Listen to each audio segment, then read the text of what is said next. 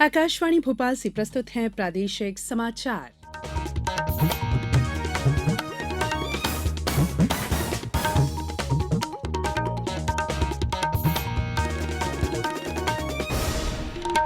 नमस्कार, समाचारों के साथ मैं संयुक्ता बैनर्जी। सबसे पहले इस बुलेटिन के मुख्य समाचार।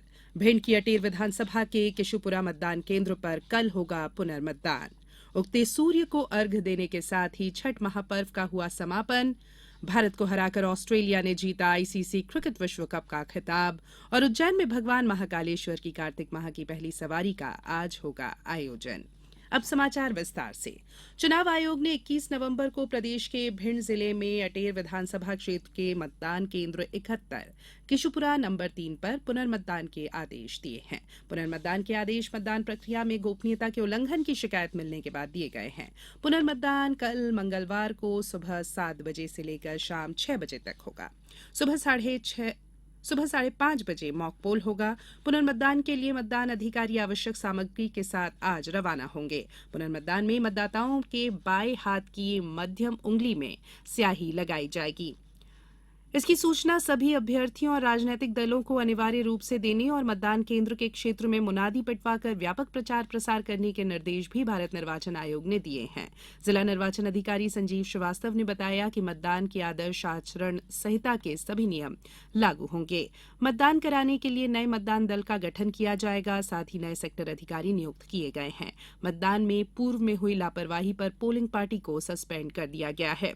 मतदान केंद्र पर नई ईवीएम मशीन को मतदान के लिए रखा गया है। मतदान के लिए आयोग द्वारा जारी 12 पहचान पत्रों में से किसी भी एक पहचान पत्र को मतदान केंद्र पर लाना होगा, तभी मतदान किया जा सकेगा।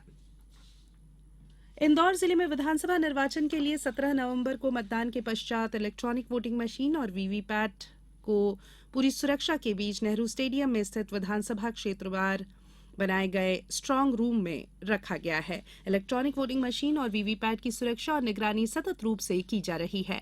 इसके लिए कंट्रोल रूम भी स्थापित किया गया है।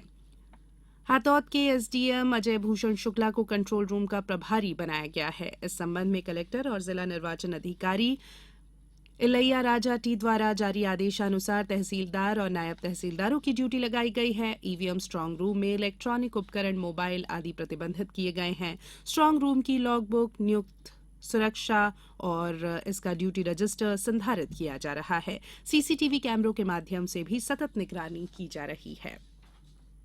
राष्ट्रपति और सशस्त्र बलों की सर्वोच्च कमांडर द्रौपदी मुर्मू 1 दिसंबर को पुणे में सशस्त्र बल मेडिकल कॉलेज एएफएमसी को राष्ट्रपति का सम्मान प्रदान करेंगी। अपनी प्लैटिनम जुबली वर्ष मना रहा एएफएमसी एक प्रमुख सशस्त्र बल चिकित्सा सेवा प्रतिष्ठान है जो देश के अग्रणी मेडिकल कॉलेजों में से एक है। ये पुरस्कार राष्ट्र के प्रति एएफएमसी की शानदार 75 वर्षों की अनुकरणीय सेवा का प्रमाण है।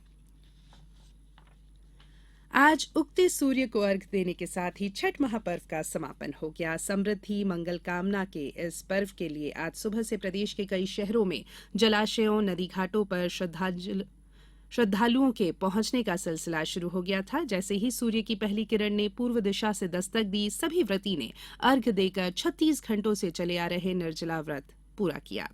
खंडवा के आबना नदी के गणगौर घाट और सूरजकुंड घाट पर इसके लिए विशेष इंतजाम किए गए थे। उगते सूर्य का गाय के दूध से अर्घ्य के साथ ही 4 दिवसीय छठ महापर्व व्रत का समापन हो गया।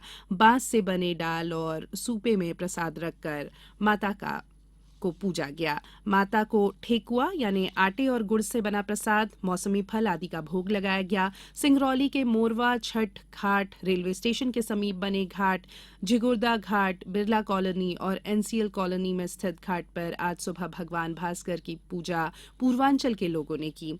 इससे पहले कल शाम को डूबते सूर्य को अर्घ्य दिया गया। इस पवित्र पर्व को देखने के लिए स्थानीय लोगों का काफी हुजूम छठ घाटों पर दिखा।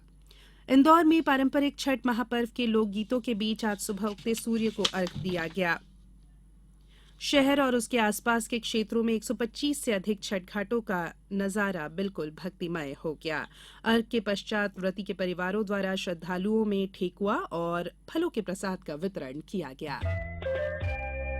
ये समाचार आप आकाशवाणी भोपाल से सुन रहे हैं। हमारे समाचारों को अब आप कभी भी और कहीं भी अपनी सुविधा के अनुसार सुन सकते हैं। ये समाचार बुलेटिन यूट्यूब, ट्विटर और फेसबुक पर AIR न्यूज भोपाल पेज पर सुने जा सकते हैं। इसके अलावा आप हमारी वेबसाइट news.air.com पर या AIR न्यूज ऐप पर भी समाचार सुन सकते हैं। ब्रेक के बाद बुलेटिन में एक बार फिर आप सभी का स्वागत है। ऑस्ट्रेलिया ने कल अहमदाबाद के नरेंद्र मोदी स्टेडियम में फाइनल में भारत को 6 विकेट से हराकर ICC एक दिवसीय क्रिकेट विश्व कप छठी बार जीत लिया। 241 रनों के मामूली लक्ष्य का पीछा करते हुए ऑस्ट्रेलिया ने कुछ शुरुआती झटकों के बाद ट्रेविस हेड की शतकीय पारी की मदद से 43 ओवर में 4 विकेट के नुकसान पर लक्ष्य पूरा कर लिया। ट्रेविस ने 137 रन बनाए और उन्हें प्लेयर ऑफ द मैच घोषित किया गया।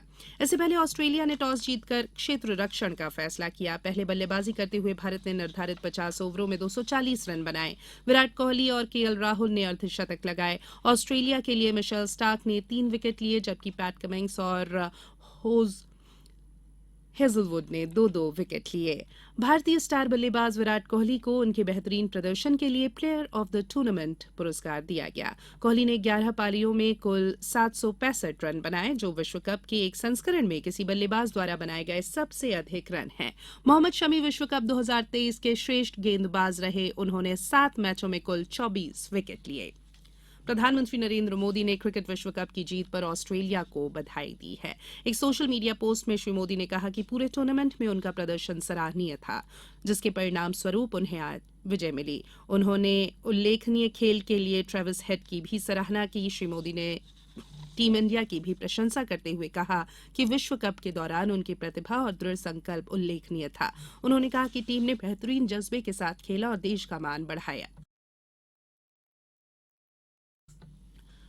54वां भारतीय अंतर्राष्ट्रीय फिल्म महोत्सव IFFI आज से गोवा में शुरू हो रहा है। उद्घाटन समारोह शाम 5 बजे बम्बोलम के श्यामा प्रसाद मुखर्जी इंडोर स्टेडियम में आयोजित किया जाएगा। केंद्रीय सूचना और प्रसारण मंत्री अनुराग सिंह ठाकुर कार्यक्रम का उद्घाटन करेंगे। 9 दिन चलने वाले इस महोत्सव में 270 फिल्में प्रदर्शित की जाएंगी। महाकालेश्वर भगवान की कार्तिक माह की पहली सवारी आज शाम 4 बजे राजसी ठाट बाट के साथ उज्जैन में नगर भ्रमण करेगी। महाकालेश्वर मंदिर प्रबंध समिति के प्रशासक ने बताया कि भगवान महाकालेश्वर मनमहेश के रूप में अपनी प्रजा का हाल जानने नगर भ्रमण पर निकलेंगे।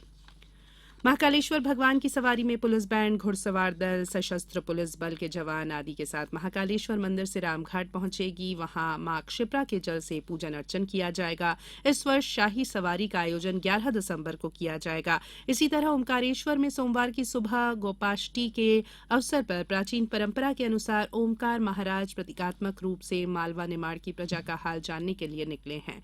आज तड़के 5 बजे मंगला आरती के लिए ओमकार जी और मां पार्वती का श्रृंगार किया गया।